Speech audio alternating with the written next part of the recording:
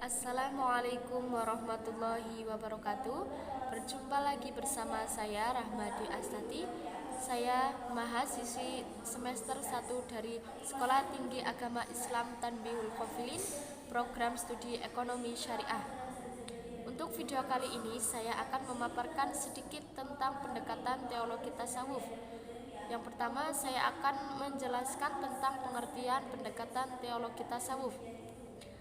Teologi berasal dari bahasa Yunani yang terdiri dari dua kata, yaitu theos dan logos, di mana theos berarti Tuhan, sedangkan logos berarti ilmu atau kata. Dengan demikian, teologi bisa diartikan sebagai ilmu yang mempelajari segala sesuatu yang berkaitan dengan ketuhanan. Jadi, teologi adalah pengetahuan tentang Tuhan dan manusia dalam pertaliannya dengan Tuhan, baik disandarkan kepada wahyu maupun pada penyelidikan akal pikiran.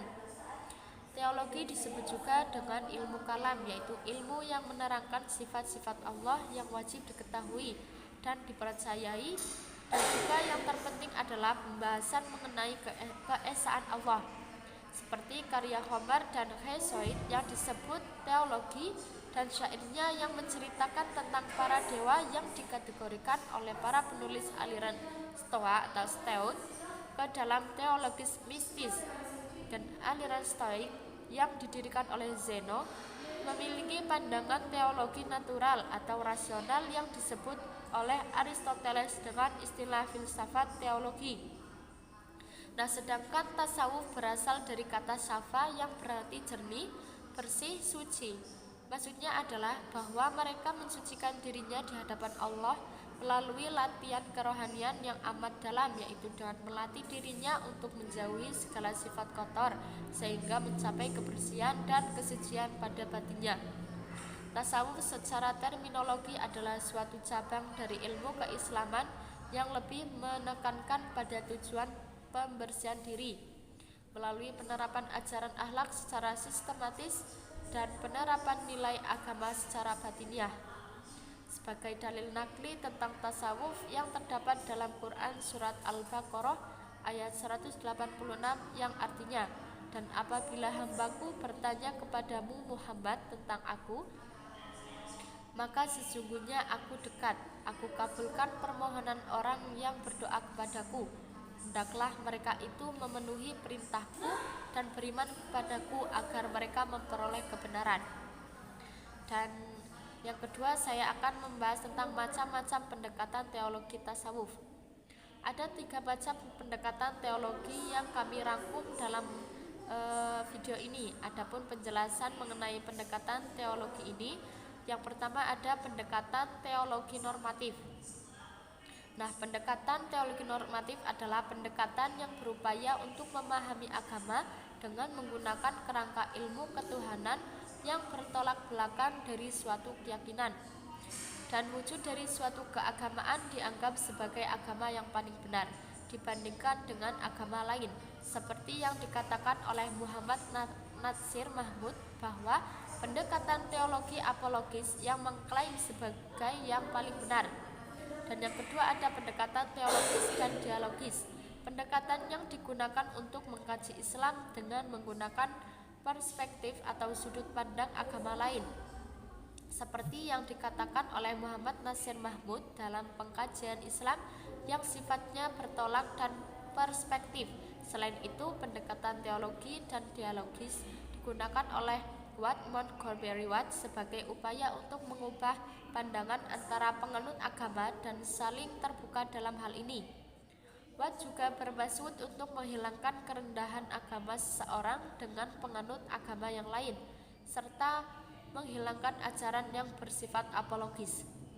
C. Wettrell mengomentari penjelasan Watt mengenai pendekatan teologis dan dialogis tersebut menjadi dalam 3 hal.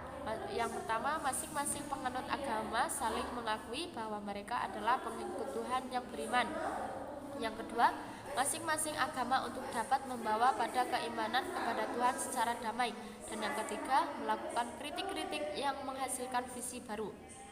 Dan yang ketiga ada pendekatan teologis konvergensi, Pendekatan ini merupakan metode terhadap agama dengan melihat unsur persamaan dari masing-masing agama. Pada dasarnya pendekatan ini ingin mempersatukan unsur esensial dalam agama. Dengan demikian, agama dan penganutnya dapat disatukan dalam satu konsep teologi universal dan satu konsep beragama. Dalam hal ini, Wright Cornwell Smith menghendaki agar penganut agama dapat menyatu bukan hanya dalam dunia praktis tetapi juga dalam pandangan teologis. Seperti dalam membedakan agama faith, iman, dan belief, kepercayaan. Contohnya dalam masyarakat Islam terdapat berbagai aliran seperti aliran Al-Asy'ariyah atau Mu'tazilah atau pengikut Imam Syafi'i dan Hambali menimbulkan sifat agama yang berbeda, tetapi mereka tetap satu dalam iman. Dari ketiga metode pendekatan teologis yang paling akurat ialah pendekatan teologi konvergensi yang di dalamnya mencangkup nilai normatif dan dialogis. Dan yang ketiga saya akan menjelaskan tentang sejarah munculnya pendekatan teologi. Teologi Islam yang merupakan suatu kedisiplinan ilmu yang berdiri sendiri dan belum ada pada masa Rasulullah SAW ataupun pada masa para sahabatnya. Namun teologi Islam dikenal saat banyak orang yang membicarakan tentang alam gaib atau metafisika yang kemunculannya disebabkan oleh dua faktor, yaitu faktor internal dan faktor eksternal yang sifat asalnya merupakan dari kaum muslimin itu sendiri. Adapun kedua faktor tersebut adalah sebagai berikut. Yang pertama, faktor internal. Faktor internal adalah faktor yang berdasarkan dari isi Al-Quran yang mengajak untuk bertauhid kepada Allah Subhanahu wa ta'ala dan mempercayai adanya kenabian serta hal-hal yang berhubungan dengan hal tersebut, seperti golongan yang mengingkari agama dan Tuhan, golongan syirik contohnya menyembah selain pada Allah, yaitu menyembah berhala, bulan, matahari, dan lain sebagainya, golongan yang tidak percaya dengan adanya nabi-nabi, golongan yang menceritakan bahwa semua yang terjadi di muka bumi ini adalah perbuatan Tuhan yang tidak ada campur tangannya dengan manusia itu sendiri. Dan yang kedua ada faktor eksternal. Pada faktor eksternal ini juga mempengaruhi munculnya permasalahannya dalam teologi Islam, seperti banyaknya pemeluk Islam yang awalnya beragama Yahudi, Masehi, dan lain sebagainya. Partai Islam yang berusaha membela akidah Islamnya atau Mu'tazilah dan tidak biasa melakukan kewajiban mereka, melainkan dengan mengetahui akidah dengan sebaik-baiknya. Dan yang keempat, saya akan bahas tentang aliran-aliran teologi Islam. Teologi membahas tentang ajaran-ajaran dasar dari suatu agama. Dalam istilah ajaran-ajaran Arab yang disebut dengan ilmu usul ad-din, dan awal mula dari adanya aliran-aliran dalam Islam adalah karena masalah politik yang terus-menerus meningkat menjadi persoalan teologi yang dilatar belakangi sejak wafatnya Nabi Muhammad SAW mengenai siapakah yang pantas untuk menggantikan beliau. Dan permasalahan ini mencapai puncaknya pada masa pemerintahan Khalifah Ali bin Abi Thalib pada saat perang Siffin, yaitu perang antara Ali dan Muawiyah. Dan juga ada yang berpendapat bahwa pasukan hanya datang dari Allah Subhanahu wa ta'ala dan juga kembali pada hukum-hukum yang ada dalam Al-Quran, sehingga mereka memandang bahwa Ali telah berbuat yang salah. Oleh karena itu mereka keluar dari barisannya Ali, dan golongan ini yang biasanya disebut dengan golongan Khawarij, yaitu orang-orang yang keluar atau memisahkan diri. Nah, pada saat itulah awal mula terjadinya pertumbuhan aliran teologi dalam Islam. Dan di sini ada beberapa aliran yang muncul. Yang pertama ada aliran Khawarij.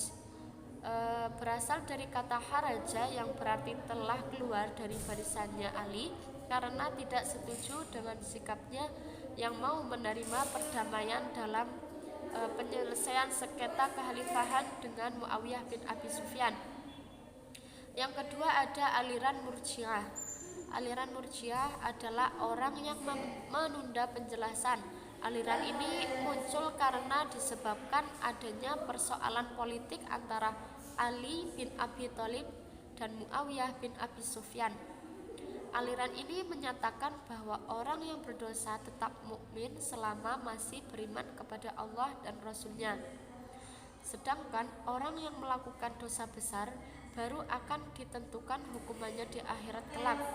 Dengan kata lain, bahwa istilah dari aliran Murji'ah ini adalah kelompok yang memisahkan dari keimanan, sehingga menurut mereka suatu kemaksiatan itu tidak mengurangi keimanan seseorang. Dan yang ketiga ada aliran Syiah.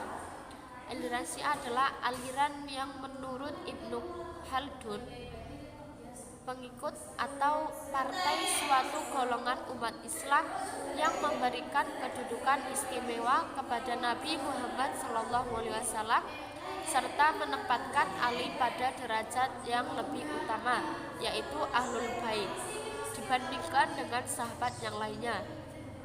Dan yang keempat ada aliran Mu'tazilah, adalah aliran yang tidak dapat dipisahkan dengan suasana pada waktu di mana aliran ini memiliki beberapa faktor yang diantaranya adalah banyak orang yang hendak menghancurkan Islam dari segi akidah.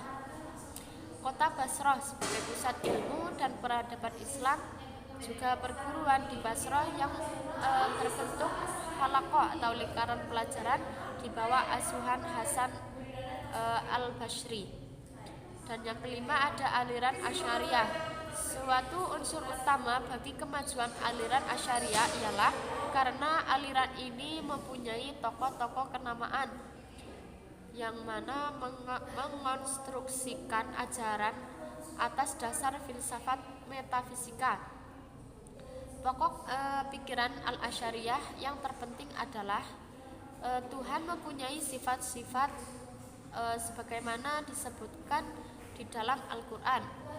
Al-Quran adalah qadim, bukan makhluk atau diciptakan. Tuhan dapat dilihat dengan mata kepala di akhirat kelak. Perbuatan manusia diciptakan oleh Tuhan, bukan diciptakan oleh manusia itu sendiri. Mungkin cukup sekian video dari saya. Apabila kurang penjelasan, saya mohon maaf. Sekian dari saya. Wassalamualaikum warahmatullahi wabarakatuh.